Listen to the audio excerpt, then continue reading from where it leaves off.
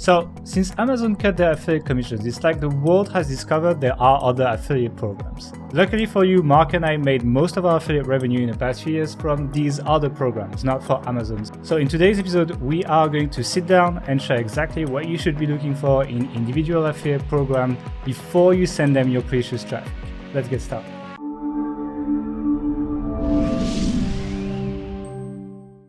Hey everyone, welcome back to the podcast. I am with Mark today because he's my partner in crime when it comes to doing affiliate marketing. So how's it going, Mark? Everything is good except for my hair. I had to cut it myself. And before the podcast, I considered telling you to wear the Atari Hacker cap. Actually, I kept one. I don't normally wear hats because for some reason my head just doesn't suit them. But I kept one of them just in case. But I thought, for the benefit and comedy value of all those people watching on YouTube, I thought, why not? Let's just go for it. So got like a number 4 on the top, 2 at the side. So it's the shortest it's been in 15 years. Yeah, I mean, hairstylists will open here in Budapest. I'm kind of waiting for a week or two and then I'll probably go. I guess people are going to start getting haircuts again now, which is good news. But that's not the topic of the podcast, and I'd like to get to the point. So today, basically, we realize that a lot of people are looking outside of Amazon because Amazon cut the rates. And for many people, it's the first time they venture outside of Amazon when it comes to online marketing.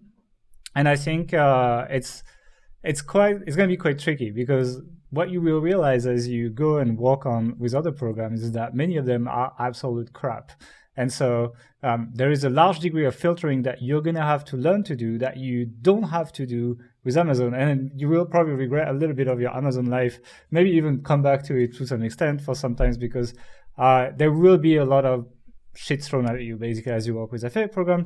So the goal of this episode is just to try to help you not make many of the mistakes that we've made working with hundreds of affiliate programs, not getting paid, not converting, not making any money, etc. There's been a lot of issues and we will share these with you. So let's get started. It is a list of 12 tips. So let's jump with the first one. And the first one is, if you're going to be promoting an affiliate program, you don't want to be the only affiliate promoting it because the chances are you have competitors that have been in the industry for much longer than you. And if they've not elected to promote the affiliate program, there's a good reason for it. And so you will end up usually promoting the same 3 to 5 affiliate programs in any given niche because they're the ones that are the most profitable and all sell the least crappy products, which is going to be a problem with high-paying affiliate programs as well. They will often have crappy products. So the best way I would recommend to find independent affiliate programs is to look at your competition. Now, you can look at your competition where it comes to roundup reviews and single reviews and stuff, and that works well, and I've found several that way. But another way I like to do that is actually to sign up for their email list because a lot of competitors might not push an affiliate program on their site, but they might push it on their email list, especially for the high-paying ones, info product, courses, etc. And a lot of money is there, so I would actually recommend you create a new Gmail account today and you go across all your competitors' websites and you sign up for all their newsletters so that once a month you can go through that email list and actually check what people have been emailing and promoting. It's a great way to fish for new affiliate offers. So that's the first thing. Make sure that people are promoting it. If they're not, I would be very, very wary promoting your product in any case. Anything to say about this? No, just that don't try and sort of find hidden affiliate programs that are going to be wildly successful. 99.99999% of the time, it doesn't exist. It's like choosing a niche. Don't choose one that no one else is in because people have already figured out where the money is. So just follow the money, follow what other people are doing. But I think it's a really important point. The next point, though, is to look at the sales page. Does it have a good sales page? Because the vast majority of sales pages online suck. And it's difficult to make a sales page, right? For many, many years, I'm sure if I made one right now, it would be terrible. Gail has gotten better at it over the years, thankfully. But unfortunately, most product creators or product owners' sales pages are not very good. If they're on something like Shopify, if it's an e-commerce store or something, you can kind of get away with some of their sort of like default settings and layouts. Generally, they're pretty good on Shopify and many other platforms out there. But in general, it's something to look out for. So specifically, you want to look at, does it have a good design? Does it hook you in? Does it have a good headline? Does it grab your attention immediately? I guess this is more in like long form sales pages. But even if it's a kind of e-commerce style product, does it have good imagery? Does it have a good name? Are the features and are the benefits highlighted? Is there good social proof on there? Look for testimonials and just any kind of other trust signal. This can be, how long they've been established, where they've been featured, or even on like the checkout cart page. It could be. I was gonna say I would extend that to a shopping cart. Yeah, it could be these kind of the MasterCard, Visa, Amex type logos, or 30-day refund guarantee seals, and like. I don't think there's a company that has this like quality seal approval thing that like licenses it out. People just go on Google Images and search for them and stick them on because it's been proven time and time I know again. you can actually pay for like some kind of like audit and then they give you like a real one. But like honestly, consumers don't know the difference, so it's like it doesn't matter that much. It's been proven time and time again that these kind of signals really, really make a difference. So yeah, look out for that. I would say as well that if never mind, you go into that ClickBank story. No, it's like I wanted to say as well, look at responsiveness, because there's a lot of pages, especially for like older products or like not very well maintained e-commerce that look terrible on mobile. Like the fonts look really tiny and you need to like scroll sideways to read and everything. That's gonna kill your conversions, especially if you're doing B2C. A lot of traffic is mobile, probably like 2/3 or something. So yeah, look at these pages. You can right-click inspect on Chrome, and then there's a little icon on the top right where you see all the console stuff, etc. And then you can select mobile there, and then you can preview it as a mobile, so you don't even have to use your phone for that. You will be amazed. And the thing is, like a network like ClickBank, for example, is full of absolute trash sales pages. Like people on like the default WordPress theme and like no branding, no whatsoever, just like a blog post and a buy button at the end, and that's their sales pages. And they have products on ClickBank. And the thing is, for kind of like lower competition niches, they might actually like not rank too bad in the rankings for the products. They will not convert. You will not make money from them. Don't bother. And the thing is, I think it's going to be interesting for a lot of people, especially for like info products, because when you see the level of how shit these sales pages are, you will see how easy it would be for you to create an info product and actually go in and make like triple the money that you would make as an affiliate, which we encourage a lot of Age Pro members to do. And sales pages for many individual affiliate programs are pretty shit. I'm also going to extend that to the products. You have that later. Never mind. So yeah, be careful of the pages and check them on mobile. I'll take the next one as well, which is going to be network success metrics. So depending on the network you use, they will have different metrics that they give you to try to tell you how successful the offer is, right? So on ClickBank, it's going to be gravity, which is like number of sales in the number of affiliates that made a sale in the last 24 hours, I think. Not sure about the 24-hour part, but like not so long ago, basically. On CJ, for example, you might have the average basket value and you might have the average commission, and they give you EPC as well. But and this is where I would be very wary. It's bullshit, basically. Like the EPC you see on CJ, for example, is complete bullshit. You'll see like they tell you $200 EPC, etc. You wish. You will not make $200 EPC.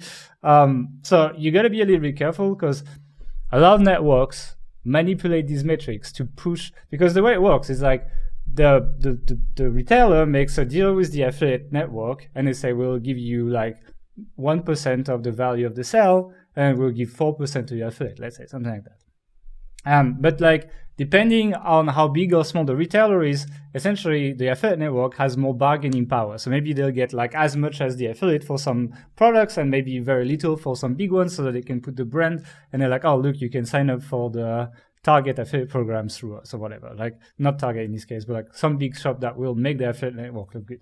And so what the affiliate network is going to do is manipulate these metrics to try to make you push the stuff that makes them the most money, by essentially appealing you through these some metrics. I'm not saying all affiliate networks lie, but a lot of affiliate networks lie on that.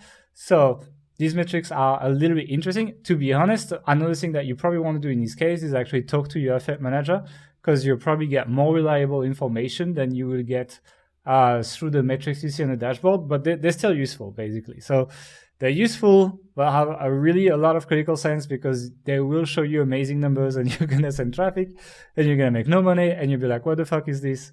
And you won't be happy. So you should look at them, but you should also understand how they are used by networks to make you push the traffic that they want you to push. Do you want to take the next one? Yeah, the next point is how much commission does it actually pay? So look at the price of the product, look at the percentage commission they're offering, and work out what you're going to make per sale. Now, that's the sort of simple version of it. I think everyone listening to this probably knows how to do that, but there's a few more nuances to this, which I want to get into. First of all, if it's a physical product where the retailer, the seller has a cost to provide that, to produce and to provide that item each time, generally your percentage commissions are going to be a lot lower. You know, we've seen, some retailers go down to 0% at the moment in the middle of the coronavirus thing, but generally, you're talking about like single digit percentages, because they just don't have that much margin to play with. The more profitable a product is, the more margin they have, the more profit they make, the more margin they have, and the more they can offer higher affiliate commissions. So that's definitely one thing to bear in mind, and just bear in mind as well that the commission can change over time. Often though, the more sales you make of a product, the higher percentage you make on all of those sales. So this is a common kind of tactic which affiliate programs use to encourage people to really push them hard, because if you make 10 sales a month, you can double your commission or whatever.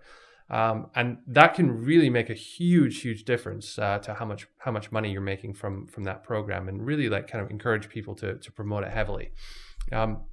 So be on the lookout for that. If they have that scale, like what you need to hit what numbers you need to hit in order to get bumped up to the next commission percentage level.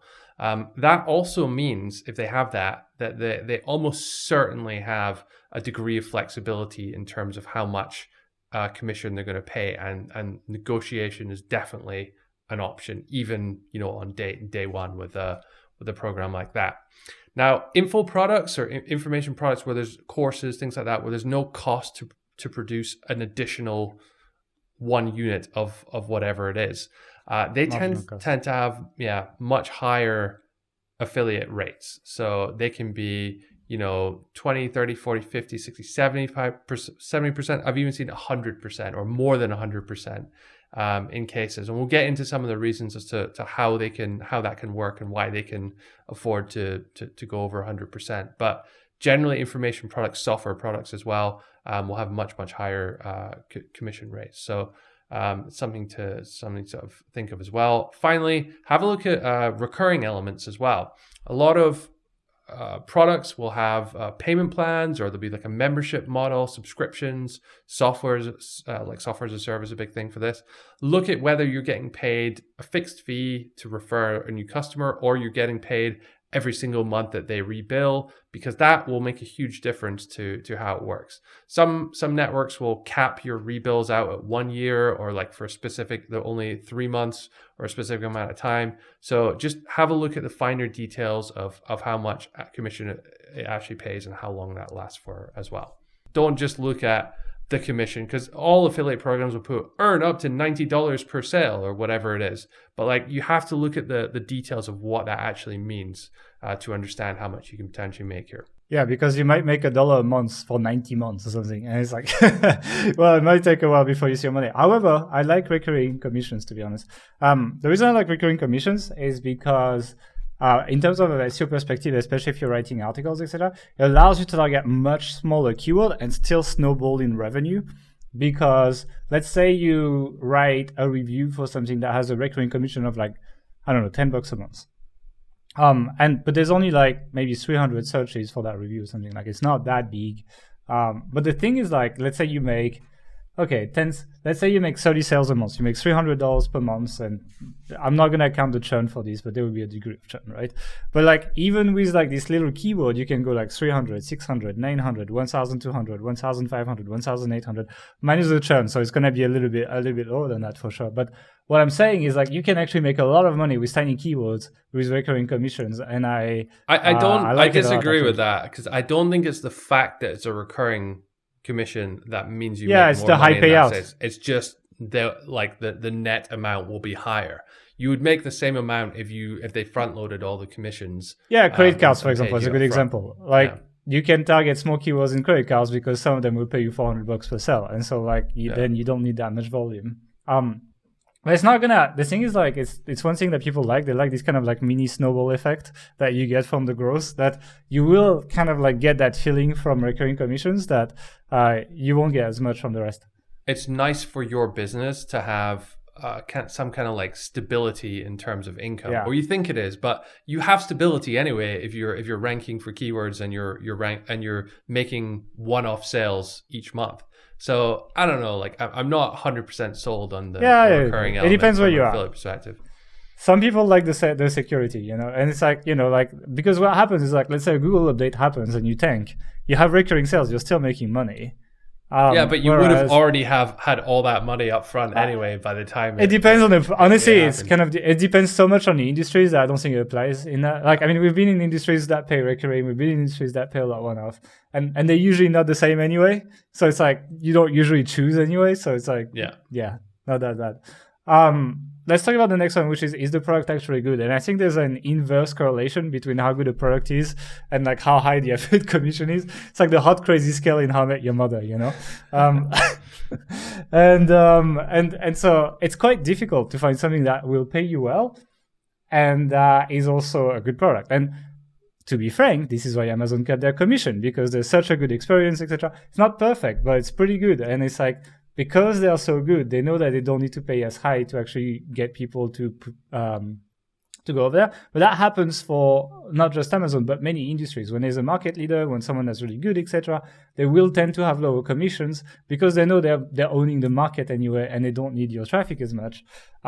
So it's quite tricky because you will often end up promoting an underdog in your industry. And sometimes the underdog is really competitive and really wants to do a great product, and it's completely fine to promote them. But sometimes they're just riding the wave and just providing the least value possible to your customers, which, well, depending, it's like if you're just ranking for that keyword and people are never going to come back to your site, doesn't matter too much. But if you have an audience, or if you're trying to build something a little bit bigger than that, then it's problematic, and you will often kind of have to choose the lower commission thing if you don't want people to hate you. Although Pat Flynn is still here, so I don't know. It's like, never mind. Is that a Bluehost reference? Or? Yeah, it's a Bluehost reference. Again, we had that discussion. That Bluehost is not that bad for most people. In his defense, we had this discussion, I think 4 or 5 episodes ago, and like actually realized we're not so kind of like, we're maybe a bit like high and mighty on our taking our perspective there. That's why it's a joke. We haven't been like 100% clean in that sense either on all of our sites. But yeah, I do think you hit home on a really interesting point though, is that there's really a lot of products out there that pay absurdly high commissions, but they're absolutely terrible. It's because the only way they can make sales and make money is by paying these huge commissions to people who will like sell their soul to refer people. And let's be honest, that may actually be okay if you have a thin affiliate site that's just ranking for terms and sending people to whatever affiliate program. If you have an audience, an email list, people that trust you, people that follow you, then, you're probably not going to want to do that. We say that, and tomorrow you're going to email JVZoo to the list or something. Yeah. No, that's not happening, guys. Don't unsubscribe, please. Okay, the next one is, actually, you take the next one. Yeah, next one's about, do you earn commission on other products that people buy? Now, this was a really popular element and part of what made Amazon so good, right? When people would click on your affiliate link and buy, or not even necessarily buy the product you're recommending, anything else they bought on Amazon while the cookie was still in duration, you get commission on, which was great because people love buying shit on Amazon. The same is true for most other affiliate programs. Most of them will, if you refer someone to, buy one of their products or to their website, the visitor will get cookied. And if you buy other stuff, if they buy other stuff, you will get commission from that as well. Most of the time, not all companies, not all affiliate programs work like that. So again, check the details as well. This is not only what they buy at that time, but a lot of companies will actually offer you like lifetime commission on everything someone buys. So once you've referred someone into their product, in their ecosystem, you can earn a recurring, or not recurring, but a commission every time they make another purchase of things. With info products, this is something you have to kind of be aware of. The reverse can sometimes happen, where you'll get paid on the first thing that people buy, often quite handsomely, but you won't make any money on the upsells. So if they're trying to like upsell a higher ticket product, or in future things that people buy. So there's different models, different companies run it in different ways. Generally, if you're making 100% commission on the price of the product, you're probably not going to make any. They're probably not going to give you any commission on the upsell, because that's where they make all their money. So try and kind of understand what they're trying to do there, and yeah, definitely look at how they handle lifetime commissions, because it's not something that's always kind of publicized on the affiliate sales page. Yeah. The next one is, how long does the cookie last? So obviously, if you've been doing Amazon for a long time, you're used to this 24-hour cookie, which is really not that long, but hasn't been a handicap for a lot of people to make good money, right? Then on the other side of things, there's people that be like lifetime cookie, and that's also bullshit, because actually the average lifespan of more than 50% of cookies don't last more than 30 days, because basically people lose them. They're not logged in. They're on incognito. Browsers like Safari, especially from Apple, which is what everyone on an iPhone uses, for example, has massively been pushing privacy essentially as a product feature, because Apple makes money from selling computers, phones, iPads, etc. So they don't need your data from ads, etc. So they're basically saying, well, you're paying us a bunch of money, but we don't sell your data. We will erase all these third-party cookies. You will not be retargeted on Safari, etc., etc. And so they've been pushing for privacy a lot, and as a result, Firefox has been following in this path, and then even Chrome has to be a little bit tighter. So as time passes, essentially keeping cookies is harder. It's not dead, right? It's still working. It's just like they're being more and more restrictive, basically. So so having a short cookie is a bit shit. Having a really long cookie is also not that useful. Usually 30 days, something that we're looking at, especially if the company is running retargeting, because what you can do is you can send traffic to that site, and very often for like good companies, they will show ads to the people that showed interest on the website. And if people click on that ad and buy, they still have your cookie, and you will still get paid a commission, which means that it will increase conversion rate and will like increase the exposure of that person to the product, and they will come back and buy later, which is when longer cookies kind of make sense, because otherwise most people will just go on the site once and not buy. Maybe some will come back and buy, but the retargeting together with longer cookie is really what makes it make sense. So basically, I would say try to go for something that's 1 to 2 months cookie. Don't get it too excited by a lifetime cookie, because most of them will disappear. And then, well, 24 hours on Amazon, they can afford it because they convert so well. So that's basically it. That's it on cookie. Also on cookies, you got to think about, are they first touch or last touch? Now, there's two different attribution models for who to credit when a sale comes in. So imagine there's two people that both have affiliate links, two websites, and a user goes through both, clicks on one website, clicks on the affiliate link, clicks on the other, clicks on the affiliate link. Who should get paid in that situation? Well, the affiliate program will have rules to define this. First touch is the first person who cookied a user will get attributed with the sale. Last touch, the last person, surprisingly enough. But it makes a big difference for how depending on what type of site you have and for how well that's going to do. So first touch is better if you have an audience and you're promoting something that people don't know about. So if I'm introducing someone to a new product, then ideally I would have a first touch cookie, because maybe I'm introducing them. They're not buying right away. They're checking it out. Maybe they read some more reviews, read up on the product, read up on the industry a bit before making their purchase decision. And as they're doing that, they have options to click on other affiliate links. And in a first touch cookie situation, I'm going to get credit for that, which is great. Last touch, on the other hand, is much better if you are sniping search terms. So if you're ranking for such and such review or any kind of roundup review, you know, best X or Y type terms, then if you have a last touch attribution model, then the person who's introduced the person to the product, built the trust, made that recommendation initially, they get nothing. They get nothing. You as the person who they've just searched for, let's just double check that it's okay, found your review, click the link, you get the commission in that case. So yeah, have a look at attribution models. It can make a big difference. The other thing is last touch opens the door to the affiliate program doing some more sort of shady stuff.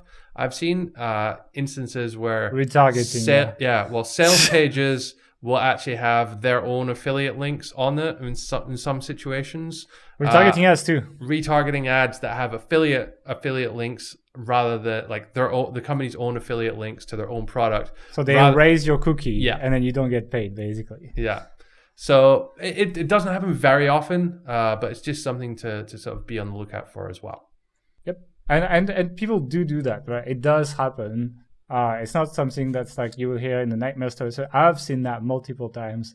It's basically like they acquire cold traffic from you for free. They retarget them. I mean, not for free because they'll pay you people who check out right away, maybe. Although, yeah, people do that as well. The link to the checkout sometimes is an affiliate link as well. Yeah. And they just like essentially re-cookie everyone and they pay you nothing. So these kind of stuff happens as you work with like smaller, shadier companies. You know, you complain about Amazon, wait till you see this kind of stuff. That is, let's actually talk about integrity, etc., because I think it goes well together. I'll let you take this one as well because you prepared it. Yeah, so you want to look at, does the business have integrity? I mean, we talked about promoting good products and bad products. Is it kind of scammy?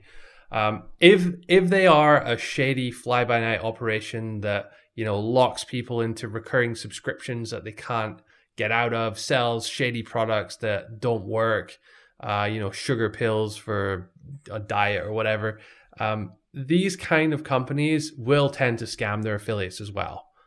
So is that someone you really want to be doing business with? You have to ask yourself. A very famous marketer, I'm not going to name his name. It rhymes with Rai Mopez, though. You've probably seen his Instagram adverts for his courses. But a friend of mine promoted one of his courses, which was actually good. Not all his courses are bad, which was actually good as an affiliate. And they're just really, really bad at paying out. You know, randomly they'll just say, "Oh, this purchase didn't qualify, so we're discounting it," and then they won't get paid. They won't pay their affiliates for like 3 months, and then, you know, after 7 emails, they'll finally do it. A couple episodes ago, we had Miles Beckler on the show, and he was having a go at HostGator, Bluehost, and the company behind those hosting companies for like just discounting loads and loads of affiliate commissions for just random reasons. It seems like they just skim a lot of commissions, or you know, cut a lot of or disqualify rather a lot of sales so that they make more profit, so you make less money. Yeah, you really got to be careful with this. As I said, ask yourself, do you want to get into business with this type of company? Because ultimately they can just not pay you, and there's very little you can do about it at the end of the day. So yeah, keep that in mind. I think there's another type of companies as well, and that's the companies that have an affiliate program, have good intentions, but dedicate absolutely no resources to it, and then just will end up not paying you because they're just not paying attention, or because it's like the fifth job of like the intern guy that manages that, etc. Happened for us actually. I checked one of our affiliate programs that I know is doing that, and they didn't approve our commissions since January. So that gives you an idea. All this stuff is pending, and we're not gonna get paid for a while. And so companies will do that, and it's like they will eventually pay you, but you will have to follow up with them most of the time. Yeah, most of the time. It's like you will have to follow up with them a lot, and you have no idea when they will pay you. They will pay you 3 months after they said they would pay you. So it's like they don't intend to scam you, but because you're so low on their priority list, they just like, you get very little attention. And especially like some companies that started affiliate programs as well. We've seen that at the beginning where it was not in place and there was no process, etc. And I mean, I'm not going to name names, but there's several that we've been working with even recently that have been working that way. And if you are tight on cash flow, if you need this money to invest in your site, etc., that could be a problem. Or if you need this money to pay salaries and so on, like, relying on these companies, it's putting you at risk despite them not intending any harm to you in the first place and them seeming to be respectable initially. So another interesting thing that I saw recently is there was an affiliate who wrote like a negative review. It was totally honest and accurate, but it was a negative review, and the company actually like threatened legal action for like slander and all this kind of stuff, and because it was a bit of a scammy product at the end of the day, I think. So you just got to be, again, who are you getting into bed with when you're starting an affiliate relationship? If it's someone you don't think you can trust, 100%, then there's a chance that something like this can kind of happen. So be careful out there. Yeah. Do you want to take the next one? Yeah. So the next one is to talk about like how do they work with international traffic. So most products you're out there promoting, most people listening to this probably going to be focused on US or kind of English speaking world, just by the fact that we're English, but it's the biggest market, right, for affiliate marketers out there. It's interesting though, because some products, more often physical products, but it can be some info products and stuff as well. But some products are not available in every country in the world. So what does that company do? What does the vendor do when they get a visitor from Nigeria or South Sudan or somewhere like this where they don't ship to and they don't want to deal with because they have so much fraud there or whatever? And this is not just necessarily like third world countries, but it can be, Germany. They don't ship to Germany. They only ship to US and Canada or something like that. You have to be careful and you have to check what they do with this traffic, because sometimes it can just be like, sorry, we don't sell it, so we can't ship to you, sign up to our mailing list or whatever. And that's fine. Sometimes though, they can geo redirect this traffic to some other offer, some other company or somewhere else that they're making money from. We've had a situation where an affiliate, it was fine, all legit, looked good for US traffic, Canada and Australia as well. But anyone else, they would redirect them to some really scammy offer for like win an iPhone kind of thing. And we had porn as well. We had porn redirects on some offers. That was a problem. Yeah. So again, it goes back to like the integrity thing we were saying in the previous point, but you just have to be really careful and check if you have a VPN. Log in from different countries, see where they're sending people. Some pretty big affiliate networks do that too, FYI.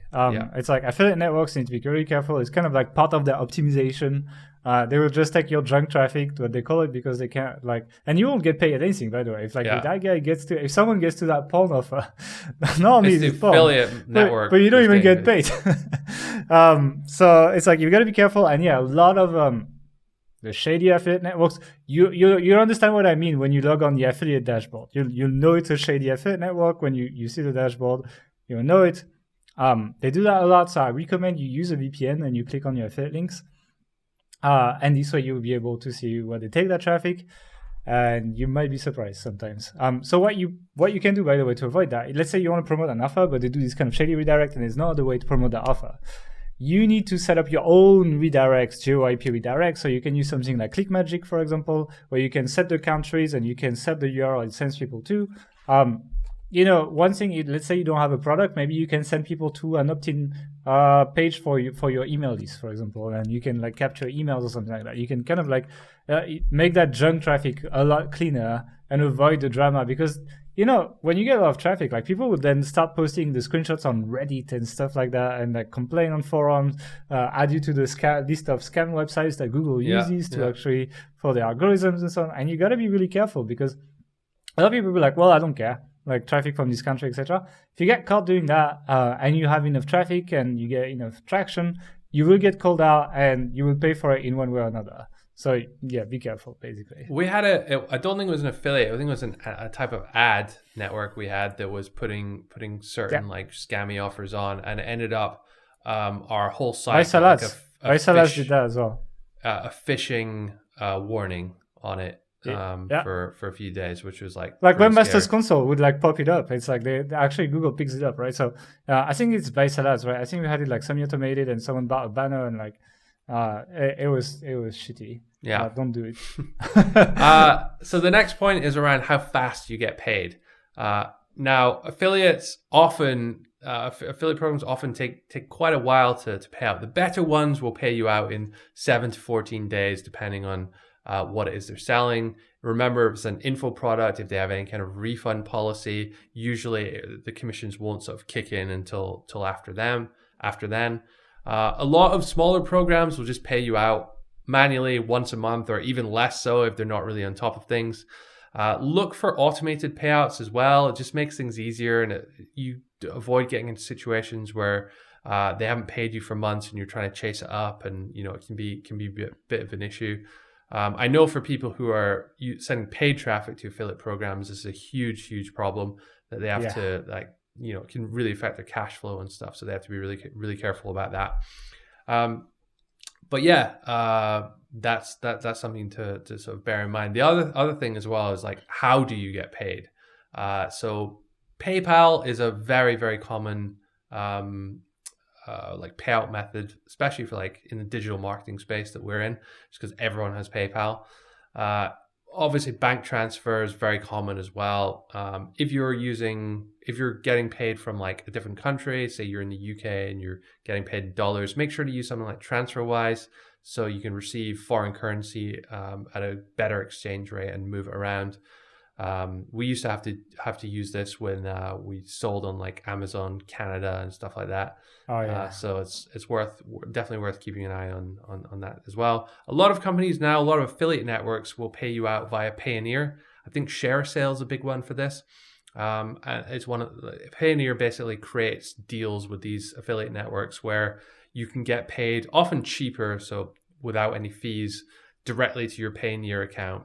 So then Payoneer will pay the affiliate program or some money, a kickback for them to do that, knowing that they'll make some money off of you in the fees that they charge when you spend it or withdraw it or whatever.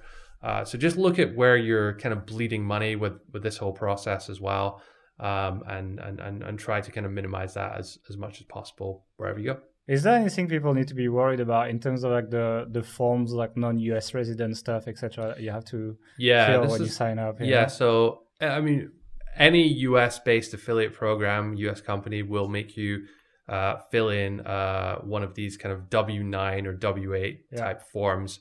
This is used to identify who they're actually transacting with. So are you a resident of the US? Are you a company somewhere else? Like, where are you paying your taxes? They need to know that, because if they don't have that, then legally they're obliged to withhold a certain percentage of the money. Even if they do have some of that information, if you're like not a business, they're still legally required to withhold a certain percentage, but it's just less of a percentage. This is why if you ever fail to fill in your tax form on the tax survey that Amazon does, Amazon will actually scalp 30% of your commission. I mean, they're paying it to the government, but you lose that money. There's no way to get it back retrospectively. Make sure most affiliate programs, affiliate networks will make you fill this in either as you sign up or the first time you get paid as well. And actually, on that point, if you're dealing with a European company, we promote Surfer SEO. They're based in Poland, and Poland has this crazy law that you need to have this like tax residency certificate even within the EU for your company. So I'd never even heard of it before, but we had to go and get this piece of paperwork from the government just so we could get paid out. And in other countries, happening like Hungary and Romania, Eastern Europe, a lot. They're very, very strict on their invoicing process, so they won't just send you the money. You have to create an invoice. It has to have their VAT info, their exact address.